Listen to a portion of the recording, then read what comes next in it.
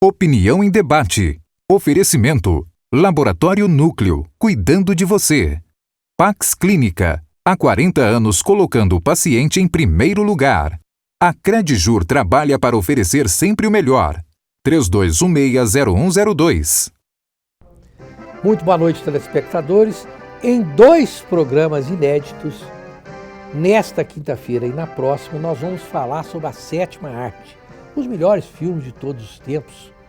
E nada melhor do que o nosso grande professor Lisandro Nogueira, professor de cinema na UFG, muito querido, muito respeitado em Goiânia. É uma pessoa que poucos conseguem conhecer e não gostar. Bom, professor Lisandro Nogueira, não gostar de um filme ou gostar não quer dizer, às vezes, absolutamente nada. Eu tenho filmes que eu tenho pavor do filme e tem filme que eu adoro, que eu já vi 4, 5 vezes, que a pessoa não consegue nem chegar no final do filme. Então, gostar ou não gostar é uma questão realmente muito particular na área de cinema. Primeiro o seguinte, a primeira coisa é o sentimento. É o sentimento. Então, vamos começar pela música. Então, a música do Roberto Carlos te toca.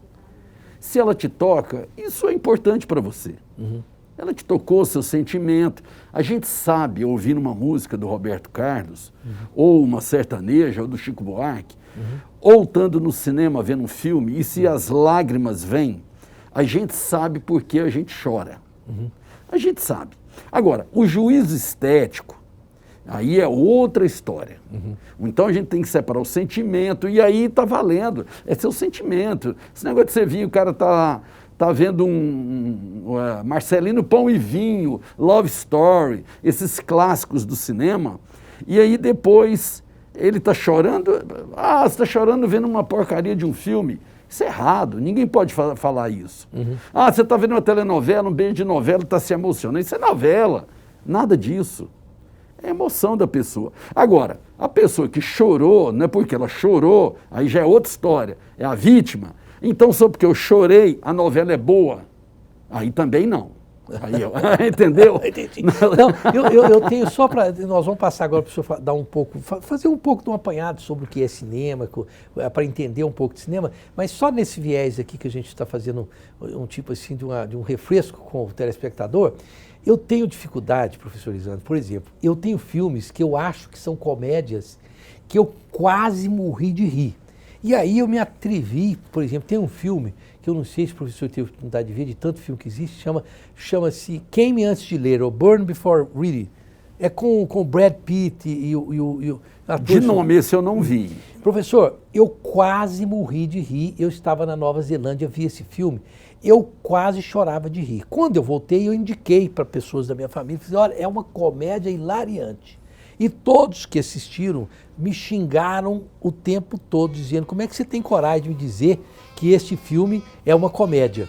Então, como era um humor negro, que diz que não pode nem falar humor negro, não sei nem como falar essa palavra, porque eu acho que é tão difícil a pessoa ficar com essas picuinhas, de tal, para mim, né, de tal refinamento, que eu rio o filme todo. E as pessoas... Então, eu acho que o humor também tem a sua particularidade, né? Sim, e outra coisa é o seguinte, imagina comigo, onde eu vou, sempre tem uma pessoa, indica tal filme, eu tenho maior dificuldade com isso, aí o que eu faço?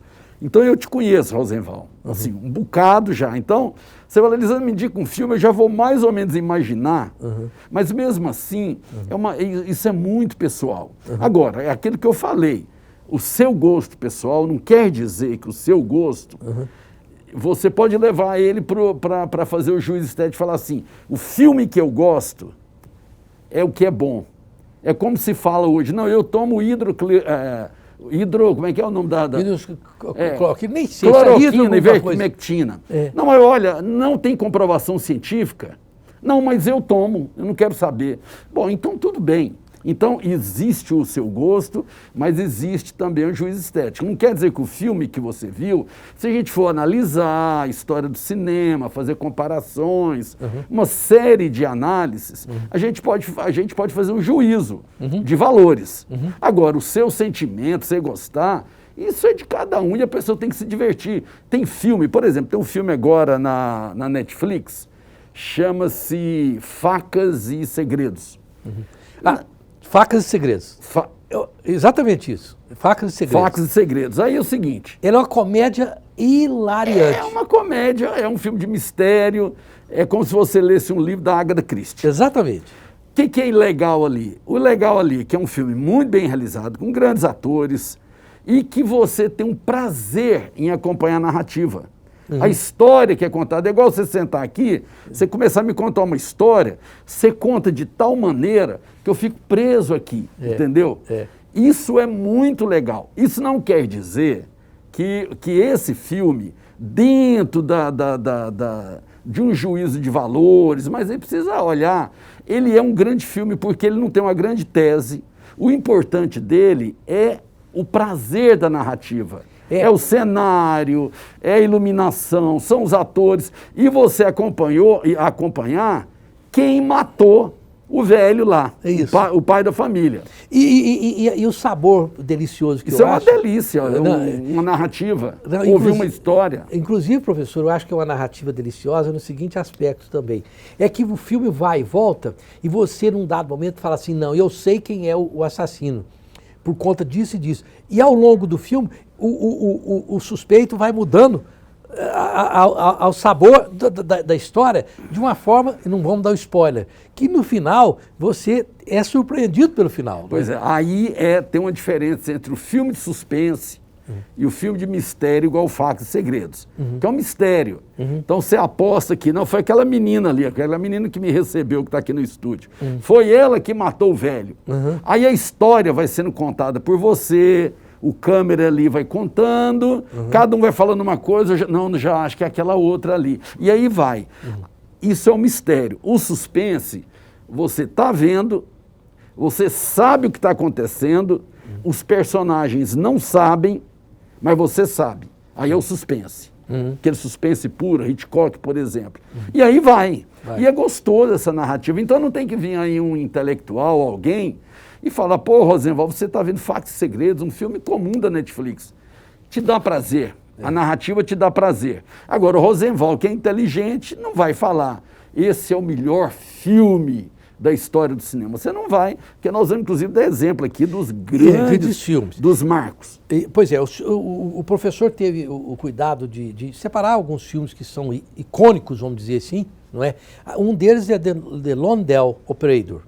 A operadora solitária, o operador solitário. Isso. É de 1991, não é? Não. Esse filme é de 1911. Nossa, aqui está 91 no meu escrito.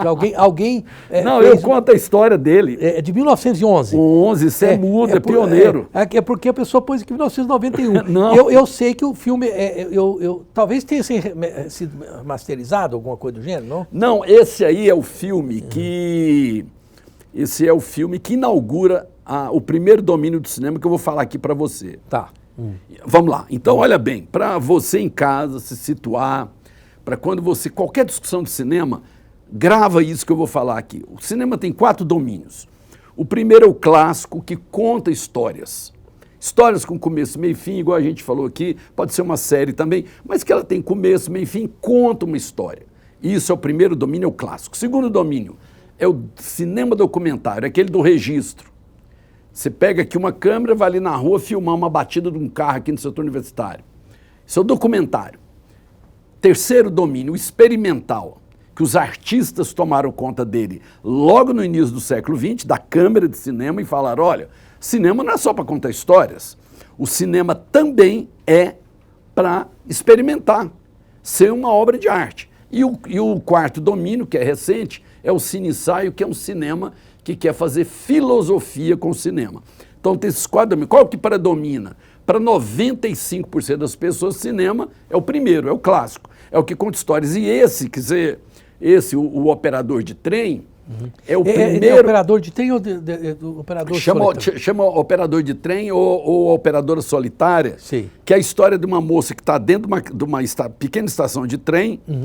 Os ladrões vão entrar para roubar o dinheiro e ela, pelo telégrafo, avisa o namorado dela para vir salvá-la. Esse filme de 1911 já está rodando aí, né? Um trechinho.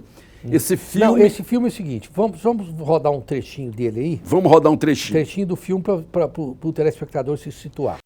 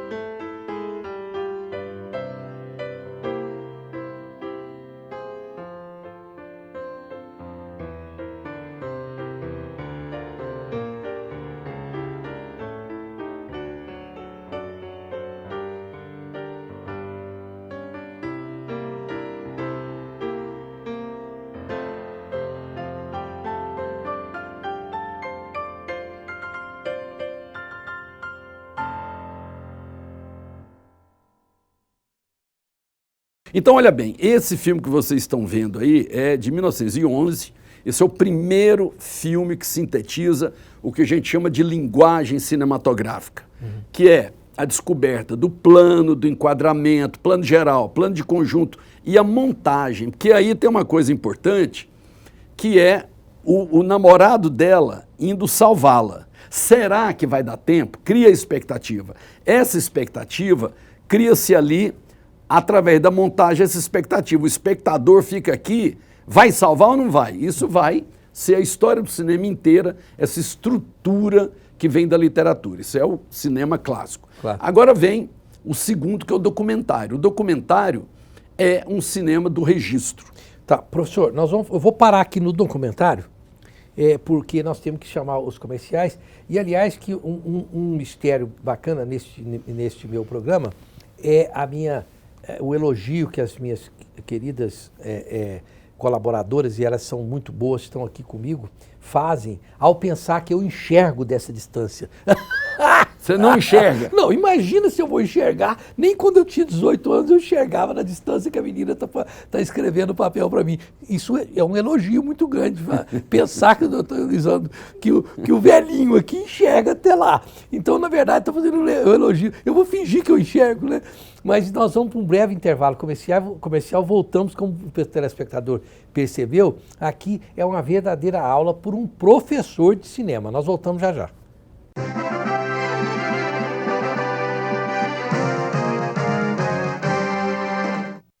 Estamos de volta com Opinião em Debate, falando sobre cinema. Eu quero lembrar a você que o Sebron, olha aí, esses são os grandes patrocinadores de um programa de alto nível na televisão. Os cuidados com a sua saúde não podem parar nem mesmo em tempos de pandemia. E é por isso que o Sebron segue todos os protocolos para que você possa continuar seu tratamento com segurança, mantendo suas visitas regulares ao seu médico. Afinal, olha aí, um diagnóstico precoce pode fazer a diferença na sua vida. Sebron Medicina Oncológica, cuidar sempre, é o lema. Em breve vai ter uma unidade em Anápolis. O telefone é o 3265-0400 e lá tem um diretor técnico, que é uma empresa séria, tem diretor técnico, que é o Dr. Luiz Mauro de Paulo e Souza, CRM 7999. E a Pax Clínica, tocada pelo grande psiquiatra Dr. Salomão, atende pessoas portadoras de doenças mentais e pessoas com problema de alcoolismo, hein? Rodovia BR-153, telefone 3282-7040 e a Credjur é aquela empresa que você leva os negócios seus, da sua família e da sua empresa para lá com os menores custos possíveis e o melhor atendimento que pode ser realizado. 3216-0102 e o Complexo Cicobi com mais de 2.000 pontos é o lugar certinho para seu empreendimento crescer. Procure uma agência e se informe. www.cicobi.com.br. Voltando aqui ao cinema com o Dr. Lisandro Nogueira, professor de cinema na UFG. Bom, nós falamos aqui, se eu gostaria de acrescentar alguma coisa sobre o filme, que é o termo, o nome dele em inglês é The Londell Operator, que é uma operadora solitária. É uma operadora solitária. Esse filme ele inaugura o que a gente falou do primeiro domínio, que é contar histórias. Se você perguntar para qualquer pessoa o que é cinema, ela vai falar que cinema é esse que conta história, é o que emociona ela e tudo mais. Mas a gente tem os outros três. O documentário, experimental e o último, que é um cine-ensaio, que é um cinema... Tá, deixa só um pouquinho. Não tá bom o som dele, é isso que você quer? Hã? Para tirar a máscara. Tá, professor, tirar a máscara? Pode ser, professor? Vai colocando? Então tá. Pode ser? O professor pode escolher. Ele falou que não tá legal? Não tá legal. Tá coisando um pouquinho a orelha do senhor. Ah, então tá. Aqui, deixa eu ver aqui. Vai entender que nós estamos num momento de dificuldade para fazer todo tipo de programa, e aqui não é diferente. Nós estamos... Aí, o professor vai ajeitar aqui a máscara dele no ar, não tem problema não.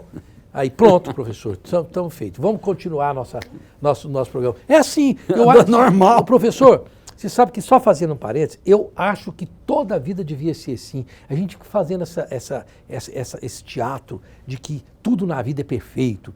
Se aparecer um mosquito, o apresentador vai lá e engole o mosquito, uma bobagem dessa. Eu acho que não. A vida não é feita de controle. A pandemia mostrou que nós não temos controle sobre nós mesmos, sobre o mundo, não é? Então é normal. Tá aí, tem que arrumar a máscara, arruma, não tem problema não. Mas, portanto, vamos seguir a nossa narrativa aí, professor. Não, então é o seguinte, então tem os 4 domínios, o que conta histórias, para a maioria das pessoas, esse é o cinema, é o que emociona e tal, que traz mensagens.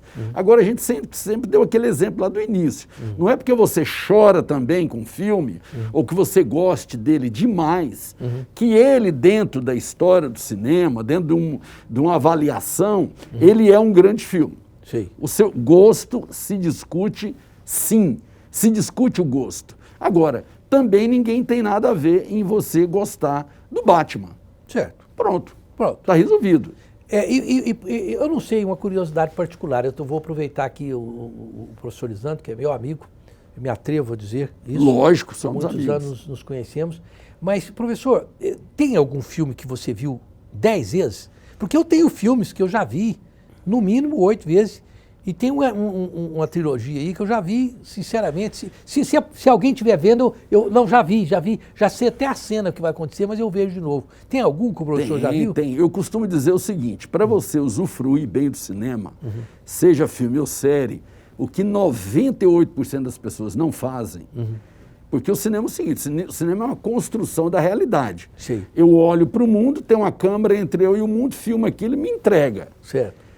O problema é que a gente só vê uma vez e a gente não vê a segunda, a terceira, a gente vai observar bem os mecanismos que o cinema tem para manipular, para enganar, para entreter, para fazer você chorar, para te emocionar, para ser verdadeiro. Então, o cinema tem todos os mecanismos que, como você vê só uma vez, você fica com impacto.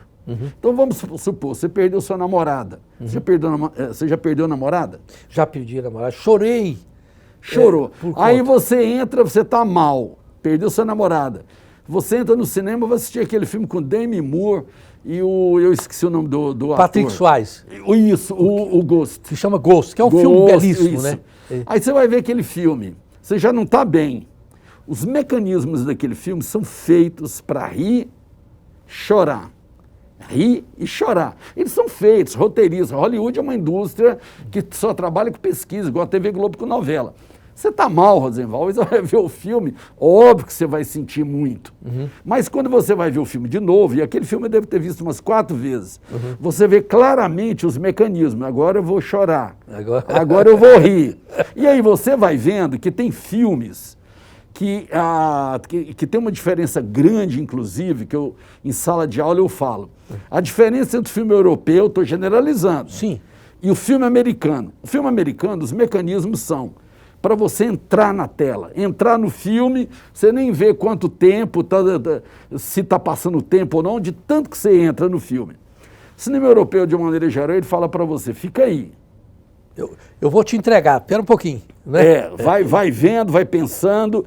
E o cinema europeu, geralmente, ele não conclui as histórias. O cinema americano conclui, porque já tem esses mecanismos. Então, o que é bom, se a pessoa tiver oportunidade, ela ir treinando o olhar dela. Pega um filme que ela gostou, vê de novo. Eu lembrei aí, o professor disse, e inclusive bateu em mim, porque é uma coisa verdadeira. Eu, por exemplo, quando perdi a minha namorada, tempos idos, né, eu assisti Love Story.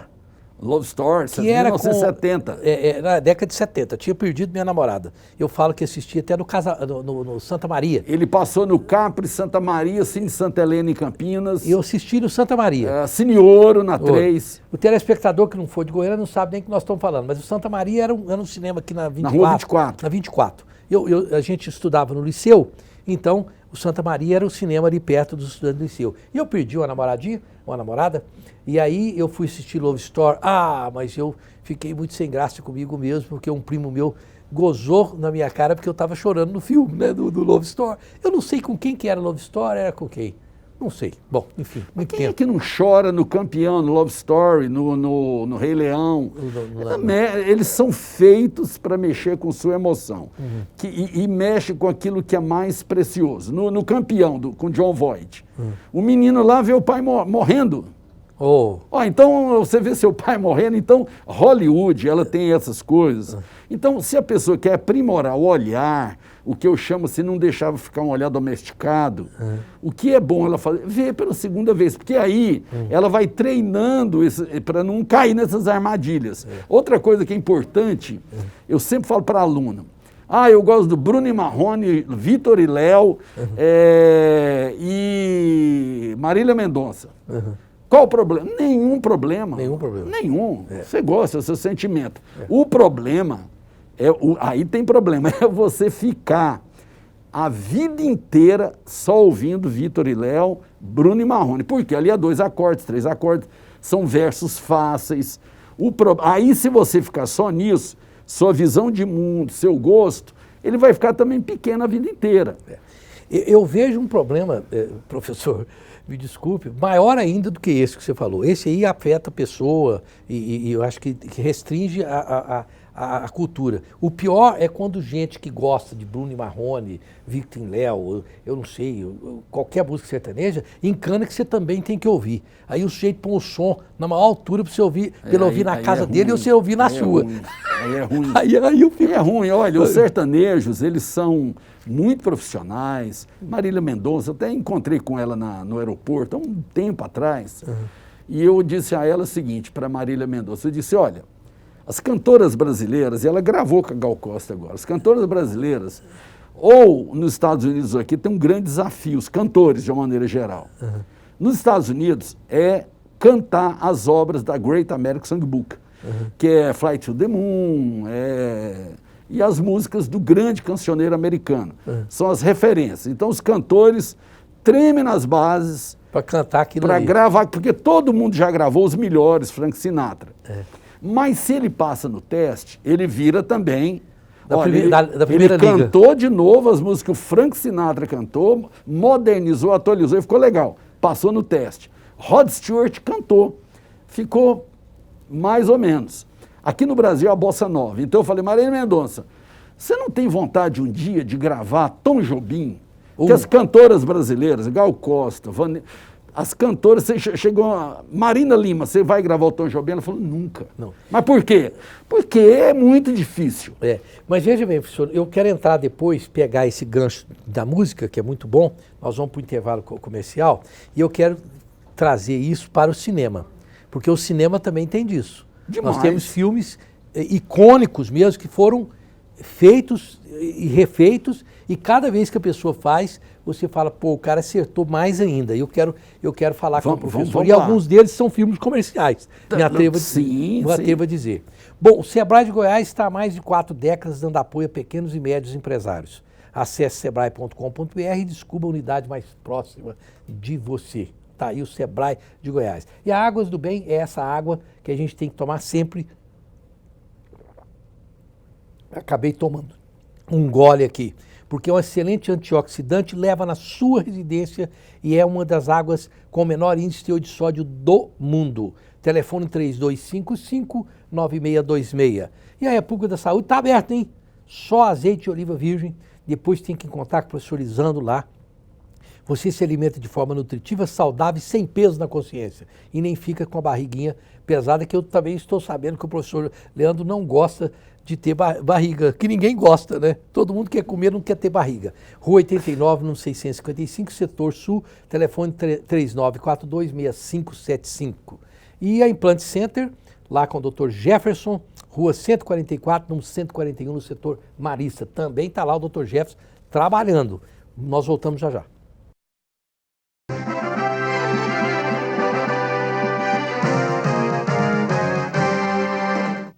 Estamos de volta com Opinião em Debate, falando sobre cinema, parte 1, porque nós vamos falar sobre cinema em 2 ocasiões distintas com o professor Lisandro Nogueira, professor de cinema da UFG. Bom, professor Lisandro Nogueira, antes de falar aqui sobre um filme também especial, que é o Ballet Mécanique, essa está dizendo que é de 1924 e deve ser, não é? Isso aí tá ok. Antes disso, eu quero dizer que o professor citou em música que os grandes cantores falaram, bom, fulano, olha, o grande Frank Sinatra cantou, a Liza Minnelli, não importa quem, e a pessoa vai fazendo aquele, faça melhor, me mostre o que você sabe fazer. Filme também, por exemplo, nós temos pode ser que tenha até mais, mas eu conheço 5 versões muito distintas do King Kong, por exemplo. O cara fez a mesma história, só que cada um pegou um ângulo, um momento do King Kong, né? E eu acho que tem muitos filmes assim, né? Que a pessoa faz, depois o jeito faz um remake, não é? É remake que chama? É o remake. Tem o remake e tem também a ideia o seguinte. Você tem nas artes o que a gente chama de cânone. Cânone são as referências. Então, assim, na música tem lá, na música popular americana tem o Cole Porter. Então, o Cole Porter é a grande referência. No Brasil, começa lá atrás, Noel Rosa, aí vem depois João Gilberto, Tom Jobim, Chico Buarque. Então tem os cânones, né, que vão as referências ao longo da história. No cinema, você tem vários filmes que muitas das vezes as pessoas não gostam, a priori, com razão, porque são filmes que precisam ser vistos com uma dedicação diferente, com uma orientação. Por exemplo, nas minhas aulas, eu exibo um filme chamado O Gabinete do Dr. Caligari, que é um filme do expressionismo alemão, lá do final dos anos 20, começo dos anos 30 do século passado. Esse filme prenuncia um pouco o que seria o nazismo. Sei. É um filme mudo, com tons bem psicanalíticos, a psicanálise já tinha muita força ali, a teoria do Freud. O que eu faço com os alunos? Eu falo, claro, olha, talvez seja a única vez que você vai ver um dos maiores clássicos do cinema.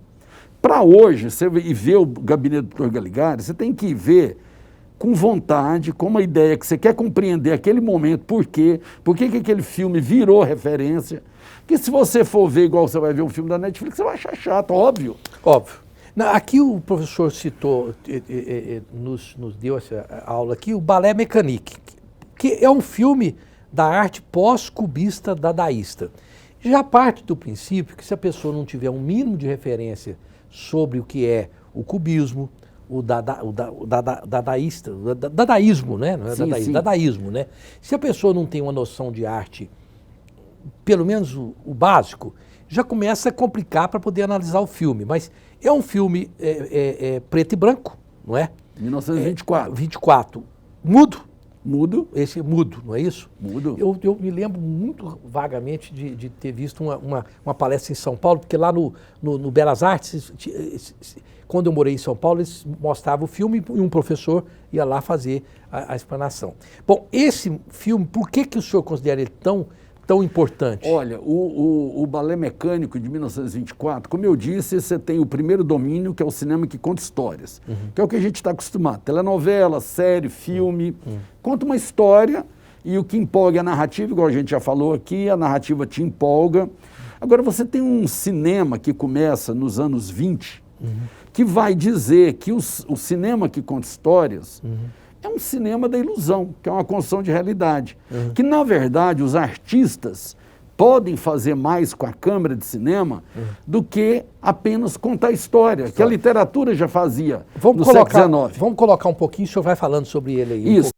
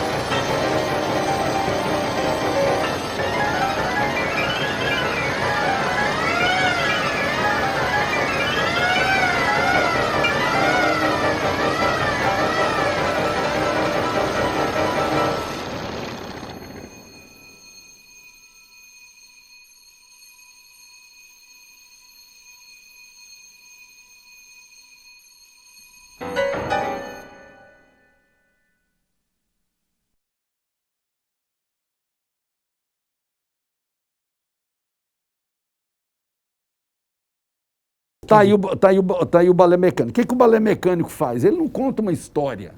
Ele não está preocupado em contar uma história. São imagens aparentemente desconexas, como vocês estão vendo aí, mas se você estuda esse filme, você vai ver que ele está falando o tempo todo do surgimento do mundo moderno. Aparece relógio, velocidade, o tempo acelera. Então, é uma maneira de interpretar o mundo diferente do que seja contar uma história. É uma maneira diferente, não quer dizer que é melhor, que é pior. É uma maneira diferente de abordar o mundo. Porque a gente é muito domesticado pelo primeiro domínio, que é o clássico, de contar histórias. Então, quando aparece qualquer outro tipo de cinema, você acha estranho, rejeita, porque você está ali. E isso, professor, eu digo assim, porque nós temos algumas coisas que fazem parte do refinamento. Eu estou dizendo refinamento na ausência de outra palavra, porque às vezes nem é uma boa palavra, pode parecer uma coisa elitista, burguesa, não. Mas assim, do aprimoramento do ser humano. Por exemplo, você tem o refinamento gastronômico. Sim. A pessoa, poxa, eu como arroz com feijão, bife, e cebola, e alho, e tomate. É bom. Mas, poxa, você não pode experimentar, num dado momento, uma outra coisa. Você não pode tentar descobrir se uma ostra vai ser do seu agrado ou não. Então, eu acho que o cinema, ele tem uma analogia, se me permite, é ótima. É uma analogia como comida. Se você não for tentando aprimorar o seu gosto, você vai viver a vida inteira comendo a mesma comida. Mesmo porque ali nesse prato sofisticado que esse chefe fez, ali tem toda uma história dos alimentos, ali tem uma história do paladar, e ele chegou e ele fez um prato diferente que vai virar referência de repente. No cinema a mesma coisa. Então os grandes mestres do cinema foram aqueles que foram além de contar apenas uma história que todo mundo conta. Então, o Facas e Segredos da Netflix é um filme muito legal de ver, muito legal. O da Charlize Theron, que está aí também, que é um dos mais vistos, qual que ela é heroína, eu tentei ver aqui, eu esqueci o nome. Com a Charlize Theron, eu não vi, é o mais visto da Netflix hoje em dia, junto com 365 Dias, Facas e Segredos aí. O que acontece? Esses filmes, a gente já está tão acostumado, a gente já tem um olhar tão domesticado, então vamos nos divertir, nenhum problema. O problema é que dentro da história do cinema você tem os grandes mestres, esses é aqueles que num determinado momento eles fazem uma coisa diferente e dão um salto. Entendeu? E esse aí é outra história. Então esses filmes comuns é legal, mas eles não vão ficar. Eu tenho certeza que a Charlize Theron, o filme dela, não vai ficar como um filme referente à história do cinema. É mais um filme de ação. Pronto, cumpriu o papel. Pronto. Morreu ali. Mas se eu vejo bem, para a gente perceber o quanto isso é importante, a pessoa falar, por exemplo, esse filme Facas e Segredos, ele esteve em cartaz em São Paulo. Eu assisti lá em São Paulo. Mas ele teve 3 semanas em cartaz. O que para uma cidade como São Paulo? É nada. É nada. Ele não fez sucesso que, a meu ver, era meritório. Eu fui porque... Tem um grande mérito, tem uma narrativa gostosa, te prende. Eu sou um curioso bom de cinema, porque tento ouvir os grandes mestres. Os grandes, leio muito sobre cinema. Aquele livro 100 filmes que ninguém deveria deixar de ver, eu tentei ver todos que eu podia. E antes de terminar aqui, professor, antes que eu me esqueça, porque eu sempre gosto de falar isso, que eu já falei com o professor. Eu gosto muito de indicar, não sei se o professor vai dizer que eu estou errado, indicar Sacco e Vanzetti. Por que você gosta de indicar? Eu gosto de indicar porque eu entendo, e aí vai a pessoa falar, não penso assim. Porque é uma aula sob o ponto de vista dos perigos do judiciário, dos perigos da sociedade, de como a sociedade pode ser perigosa, como nós temos que estar atento aos ditames da democracia, da injustiça. Então, eu considero um filme, para mim, que me toca muito, sob o ponto de vista de texto. Não, e é um filme bom. Outro filme que é uma aula para quem é advogado, está estudando direito, que é uma aula de Estado de Direito, é Testemunha de Acusação. Testemunha de Acusação é outro, não é? Nossa. Olha, Sacco e Vanzetti eu acho assim imprescindível. Né? Cada pessoa tem uma lista. Eu acho Sacco e Vanzetti imprescindível. Eu acho Z do Costa Gravas. Do Costa Gravas. Não é? Eu acho que Z é um filme que fala tão assim, com a narrativa tão profunda sobre a democracia, sobre os princípios de um Estado de Direito ou não, que Exato. Eu acho que pode ser indicado. Esses filmes políticos, eles são importantes também para alertar. Aqui no Brasil, por exemplo, nós estamos vivendo um momento muito difícil. Né? Nós estamos morrendo de medo da nossa democracia chegar num ponto, ela não segurar e vir um grupo e falar, olha, agora nós vamos mandar aqui. Nós estamos perto disso. Então, o que é o papel do cinema nessa hora? É trazer obras que vão falando o seguinte, olha, sem democracia, o parlamento é ruim, tem bandido no parlamento? Tem. Mas sem democracia, sem parlamento, sem Câmara Municipal, aí é a barbárie.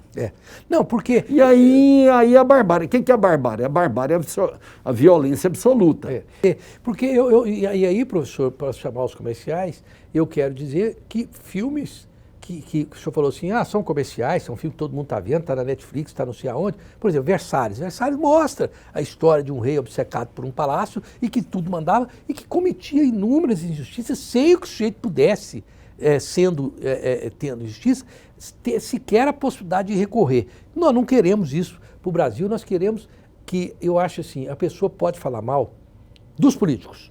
Fulano é assim, podia ser assado. Agora, a política, ela não é algo que pertence única e exclusivamente ao político. O político é uma parte ali que pode ser removível a cada 4 anos. E é uma coisa incrível, as pessoas falam mal de político, todo ano elas votam. No mesmo. E no mesmo. No mesmo. Você entendeu? Então a gente tem, na verdade, que construir a democracia, porque sem ela é pior. É pior.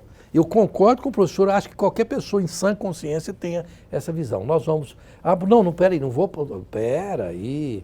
Ainda hoje, com enorme prazer, até a grande profissional, a Dani, que trabalha comigo, e também a nossa querida Ticiane, claro, Ticiane. A Ticiane conversou tem 15 dias comigo aqui, mas está falando que eu estava parecendo um bicho. E realmente eu não tinha feito cabelo, tinha 3 meses. E eu fui na Joe's Barbearia hoje e vocês estão vendo um novo layout meu aqui, que é o layout que vale a pena. É um ambiente totalmente pensado para o homem moderno. Rua 1123, quadra 229, ali no setor Marista. Você liga lá, marca 3988-6223. E a Cerrado Acabamento não é somente uma loja nesse segmento. Lá tem tudo a pronta entrega e as pessoas estão fazendo sua reforma. A vida tem que continuar com o maior cuidado possível, como nós estamos fazendo, mas tem que continuar. É na Avenida Mutirão, número 2948, telefone 3922-5600. Nós voltamos já já.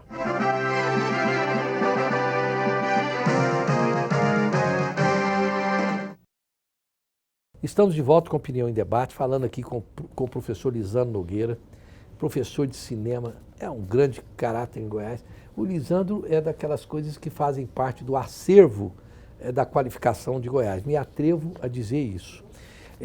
Quem não gosta de professorizando é ruim da cabeça ou doente do pé. Lembrando do sambinha. Mas, professor, nós falamos aqui, eu estava dizendo que eu realmente, aquele texto do Sacco Vanzetti tem ali um momento que que o advogado defende eles, que é uma aula de direito, de democracia, mas porque eu sou uma pessoa que me atrevo a dizer que sou escritor, porque escrevo há muitos anos, bem ou mal escrevo, trabalho com as palavras, eu procuro muito texto nos filmes, eu gosto do texto, né? Mas tem filmes assim que a gente procura e não acha mais. Eu procurei essa semana, se o professor souber onde eu posso encontrar, eu queria que passasse de pai para filho aquele filme Deu a Louca no Mundo. Deu a Louca no Mundo. Professor, aquele filme é hilariante, mas não acha. Não acha na Netflix, evidentemente, não acha no YouTube, não acha no acervo, não encontrei em lugar nenhum. Você encontra gente falando do filme. E aí eu tenho uma notícia boa para você e para os ouvintes do seu programa. A gente está muito mal acostumado com a Netflix. A Netflix dominou tudo. Ela tem 100 e tantos milhões de assinantes no mundo. Ela está perdendo a força agora porque o grande acervo da Netflix ainda é filmes dos grandes estúdios de Hollywood, da Warner, da Fox, da Disney. E agora os estúdios estão criando seu próprio streaming, sua própria Netflix. Sim. E a Netflix está sendo obrigada a produzir. Ou coproduzir na Turquia, no Brasil, para todo lugar. Então, a dívida da Netflix é estratosférica. Uma hora vai explodir. Mas o que eu quero dizer? Nós temos novas plataformas hoje no Brasil e você acabou de falar de filme antigo, tem uma que surgiu agora, eu tenho certeza que esse filme deve ter lá, que é a Oldflix. Oldflix. De antigo, de Você velho. assina a Oldflix? Eu assino 8 plataformas. Não, a pessoa pode assinar? Pode, os 7 primeiros dias é de graça. Opa! Oldflix. Eu vi o Tarzan, Nossa. de 47. Com Com John Weissmuller. o John Weissmuller. John Weissmuller, de 47. Lá tem os clássicos, aqueles mais antigos do cinema, O Vento Levou, lá tem tudo, chama Oldflix. Oldflix, vou procurar hoje mesmo. O professor, já que eu estou aqui, eu fico fazendo, como diz outro, coisas para mim. E é caro o Oldflix? Não, se não me engano, é R$11 por mês. Que legal. Professor, lá em Rio Verde, o pessoal gostava de pegar no meu pé e ainda gosta. Eles diziam que eu, quando era criança, ia lá no Cine Bagdá, assistia o Tarzan com fala o nome dele de novo. É o John Weissmuller. John Weissmuller, que tinha um grito poderosíssimo, né? E realmente isso que era o grito dele, não era o grito dele. E aí eles falavam assim, que não era como desmontagem, nada, que ele tinha aquela pulmão, né? E eles falavam que eu era um sujeito tão chato e cri-cri, que eu ia assistir o filme de Tarzan, saía chorando, porque o Tarzan ganhava do jacaré. Eu queria que o jacaré ganhasse do Tarzan, só para me torrar. Mas eu vou assinar o Oldflix hoje mesmo. Vou procurar. Oldflix. Tem outra plataforma. Old, que é filme velho. O-L-D. Oldflix. Oldflix. Tem outra plataforma, ouvintes aí, ó. Chama-se Mubi. M-U-B-I. Mubi. Mubi é uma plataforma que tem filmes europeus e da Ásia. E tem clássicos do cinema também. Mubi. O Mubi também é barato. Acho que R$15, R$16 por mês. O Mubi. Ele é assim, todo dia tem um filme novo. E esses filmes ficam 30 dias em cartaz. Sei. O Mubi é extraordinário para você ir ampliando seu olhar. Outra plataforma, essa brasileira de São Paulo, surgiu agora. Belas Artes à la carte. Belas Artes à la carte. Essa plataforma tem clássicos e tem filmes, Rosenval. E aí você falou uma coisa importante. Tem filmes do passado recente que a gente não acha nem no YouTube. Então, a Belas Artes à la carte, a Oldflix, elas estão agora trazendo Bagdá Café, que é de 1990, você não vai ver nunca na Netflix, que já virou clássico, Bagdá Café, um clássico de 1990, tá lá na Belas Artes à la carte, nessa plataforma nova. Eu fiquei surpreso. R$9 por mês. Não, eu fiquei surpreso recentemente, que eu não encontrei também, vou lá, acho que está no Oldflix, porque eu estava explicando para minha mulher o quanto o cinema, quando não era computação gráfica, era uma coisa extraordinária, né? Porque a gente sabia que aquilo ali estava sendo feito. Eu estava falando para ela sobre Ben-Hur. Ben-Hur. Eu falei, olha, Ben-Hur, eu não sei como aqueles dublês conseguiram fazer Ben-Hur, porque era uma coisa extraordinária, não é? Ali já tinha uns truquezinhos, já tinha uma... Mas eram truques. Na montagem já tinha, mas o Ben-Hur, o que é importante, por exemplo, esse dia minha filha estava vendo Ben-Hur, na Netflix, tem lá. Netflix, então tem lá. Tem lá, Ben-Hur. Por que Ben-Hur é um filme que ele fica como referência? Extremamente bem feito, atores bons e que conta uma história que tem uma mensagem extremamente forte.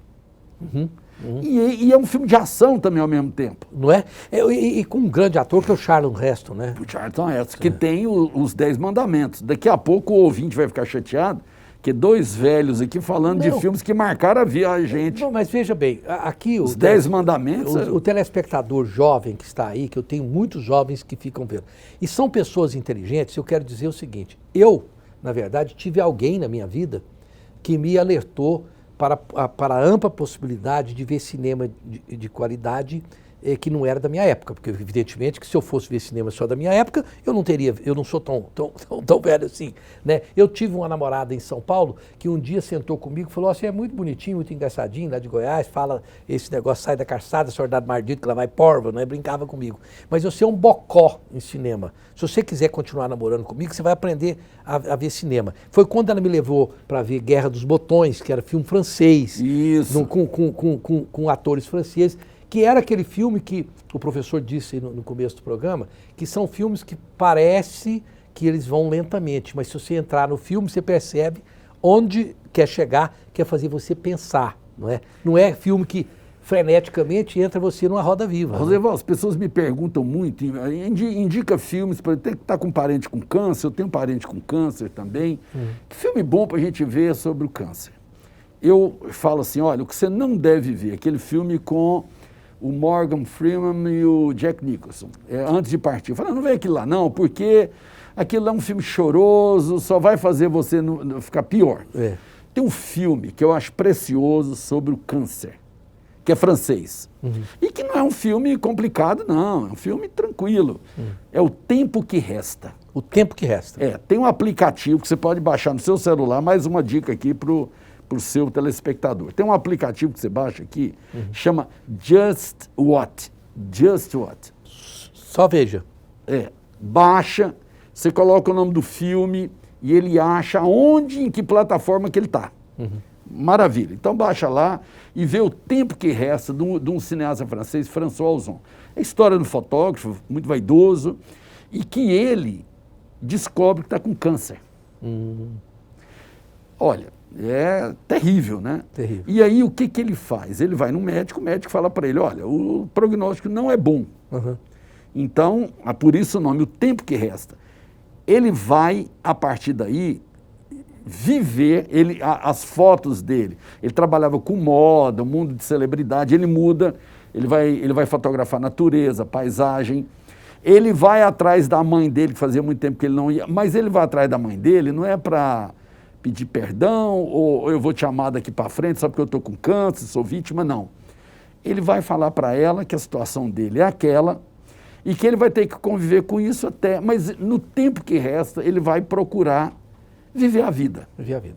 Bom, eu infelizmente estamos nos nossos minutinhos finais, mas eu tenho uma boa notícia para você que está vendo o filme. É um filme que nós estamos fazendo, um filme de televisão também tem um quê de cinema.